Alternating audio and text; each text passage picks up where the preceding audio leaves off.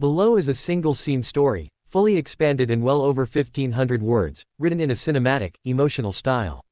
The entire story takes place in one continuous moment, no scene breaks, no dialogue formatting, just one powerful unfolding scene. The denial did not arrive loudly. It came quietly, in the way humiliation often does, wrapped in politeness, disguised as procedure, delivered with a smile that never reached the eyes. The airport gate was alive with motion, a river of rolling luggage and impatient footsteps, yet in that moment everything seemed to slow as the boarding agent's hand hovered over the scanner and then stopped. The woman standing before the counter had already extended her boarding pass, her posture calm, her expression composed, the kind of stillness that comes from years of learning not to react too quickly. She wore a tailored navy coat, simple gold earrings, and carried herself with a confidence that did not seek attention. First-class boarding had just been announced, and she had stepped forward with the rest of the small group, blending in without effort. But something in the agent's eyes shifted the instant the name appeared on the screen. There was a pause, too long to be accidental. The agent's fingers tapped the keyboard once, twice, then stopped again.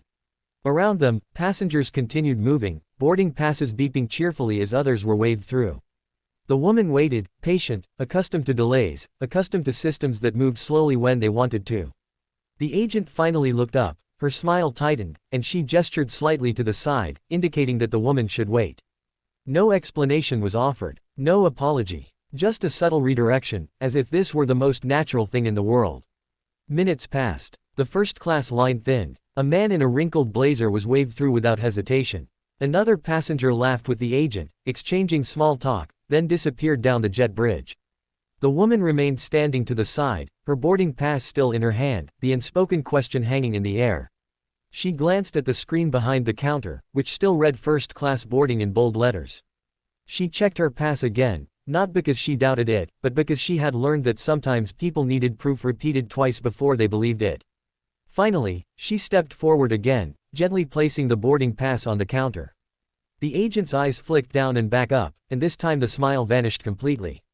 The agent said something brief, something rehearsed, something about a seat reassignment, and a system issue, her tone clipped and final. The woman listened without interrupting, her face unreadable. Around them, a few nearby passengers slowed, sensing tension the way animals sense a change in weather. A man behind her frowned. A woman clutched her purse a little tighter. The agent slid the boarding pass back across the counter, not meeting the woman's eyes. The implication was clear: step aside, you do not belong here. The woman did not raise her voice. She did not argue. She simply stood there, absorbing the weight of the moment, the familiar sting of being quietly told no, of being reminded that credentials and tickets and achievements sometimes mattered less than perception. She could feel the heat rising in her chest, not anger exactly, but something heavier, the exhaustion of having seen this before. She stepped aside once more, this time fully out of the boarding lane, and watched as the final first-class passengers were waved through. The gate area grew quieter as the general boarding groups were announced. People glanced at her, some with curiosity, some with discomfort, some with indifference. She felt invisible and hyper-visible all at once, standing there with a first-class ticket that suddenly seemed theoretical. What no one around her knew, what the agent certainly did not know, was that this woman had spent her life mastering moments like this. She had learned early that power did not always announce itself, that the most influential people in a room were often the quietest. She had built a career not on loud declarations but on precision, on preparation, on knowing exactly when to act. The airport noise washed over her as she reached into her coat pocket and withdrew her phone, her movements unhurried. She did not rush. Rushing would suggest desperation, and she was not desperate. She scrolled calmly, thumb moving with practiced ease, and selected a contact saved simply under a first name. The phone rang once, then twice, then connected. She did not step away. She did not lower her voice.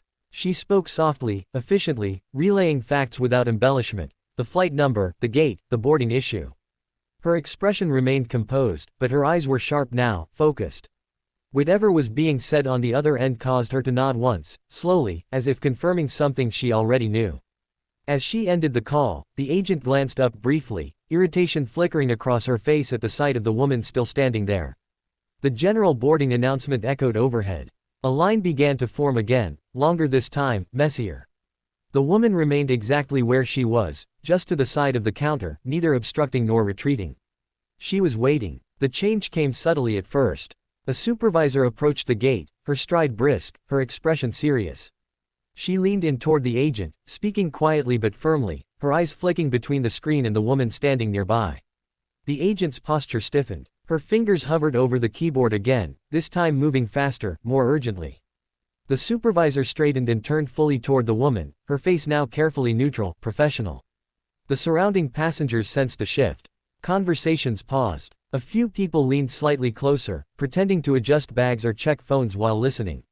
The woman met the supervisor's gaze evenly, offering no smile, no challenge, just presence. The supervisor gestured toward the counter, indicating that the woman should step forward. She did, placing her boarding pass down once more, the same piece of paper that had been dismissed minutes earlier now treated with new respect. The supervisor scanned the pass herself. Her expression changed, not dramatically, but enough. A subtle tightening around the eyes, a brief inhale. She glanced at the agent, then back at the woman.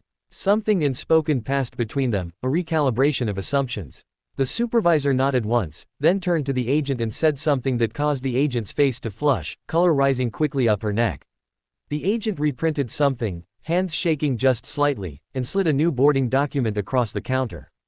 This time, it was accompanied by an apology, delivered stiffly, as if forced through clenched teeth.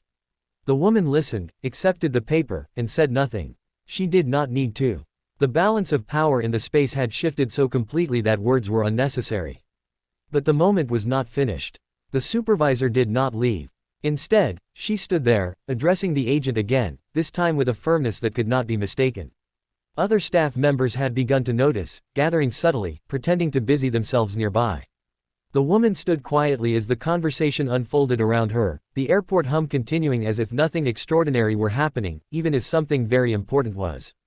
The supervisor gestured toward the jet bridge, then toward the agent's terminal. The agent nodded repeatedly, her earlier confidence gone. The supervisor then turned back to the woman, her tone now careful, respectful, offering assurances that went beyond the seat itself. The woman acknowledged them with a slight nod. She did not gloat. She did not smile. Vindication, for her, was not about triumph, it was about correction. As she finally walked down the jet bridge, first-class boarding long finished, the space seemed different.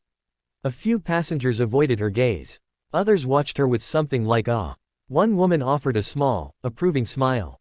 The woman walked steadily, her heels clicking softly against the floor, each step measured. She took her seat without ceremony, placing her bag carefully in the overhead bin, smoothing her coat as she sat. Only then, as the aircraft door closed and the hum of the engines deepened, did she allow herself a quiet breath. Not relief, she had never doubted the outcome, but acknowledgement. Moments like these were never just about a seat.